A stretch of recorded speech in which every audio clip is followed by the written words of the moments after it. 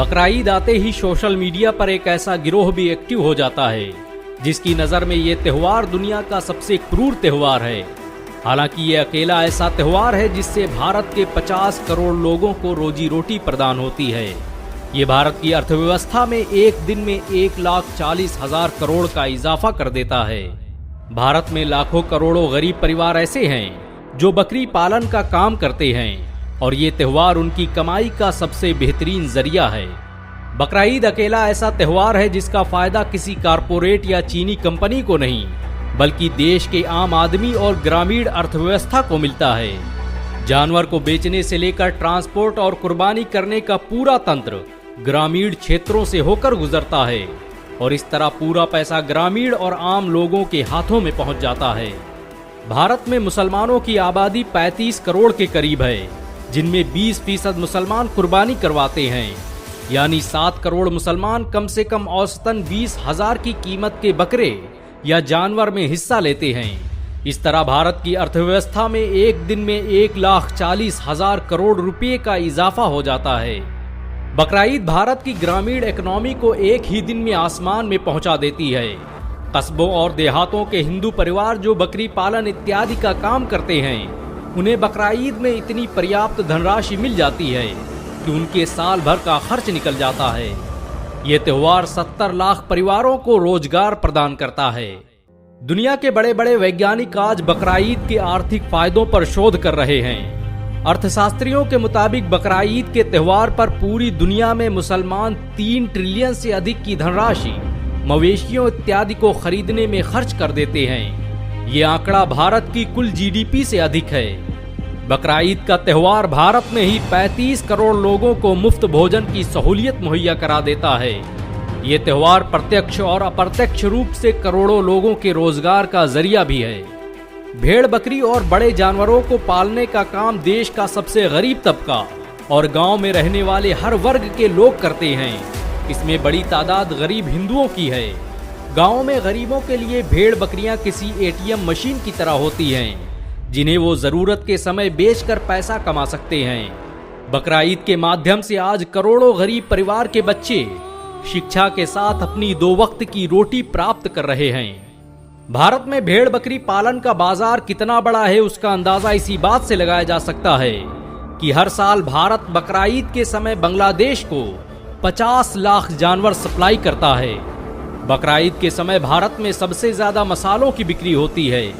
Financial express Dhaka की report की माने तो सिर्फ बांग्लादेश में बकरा ईद के समय मसालों, फ्रिज और इलेक्ट्रॉनिक सामानों से 100 बिलियन की कमाई होती है। अब अंदाजा लगा सकते हैं कि भारत में इसका कितना बड़ा बाजार हो सकता है, क्योंकि भारत में मुसलमानों की आबादी बांग्लादेश की आबादी से 2 गुना ज्यादा है।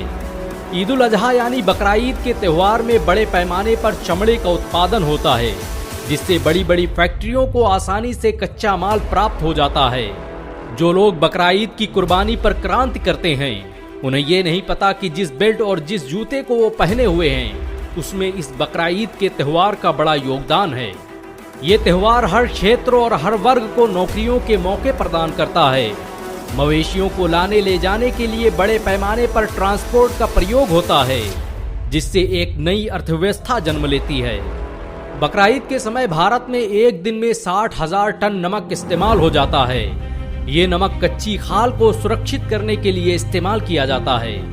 क्या बकरा ईद का विरोध करने वाले बता सकते हैं कि अगर इस त्यौहार पर प्रतिबंध लगा दिया जाए तो उन लाखों करोड़ों हिंदू परिवारों का क्या होगा जिनकी असल जीविका ही बकरा ईद में जानवरों को बेचकर चलती है?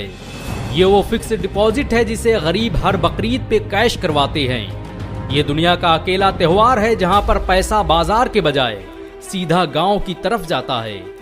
लोगों को तो मुसलमानों का शुक्रिया अदा करना चाहिए, क्योंकि मुसलमान दुनिया के करोड़ों लोगों को प्रोटीन युक्त गोश्त मुहैया कराता है, जिससे लाखों करोड़ों लोग कुपोषण से बच जाते हैं। भारत जैसे देश में जहां कई लाख गरीब हर दिन भूखे सोते हैं, वहां इस त्यौहार की अपनी अहमियत है।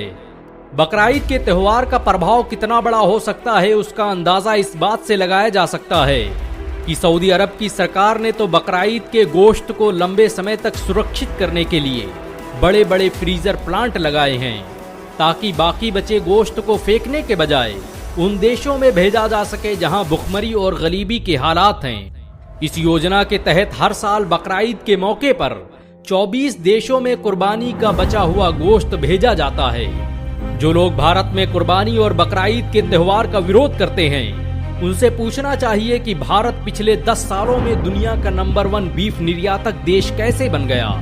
और ये तब है जब भारत के सभी बड़े स्लॉटर हाउस एक धर्म विशेष के लोगों के हैं।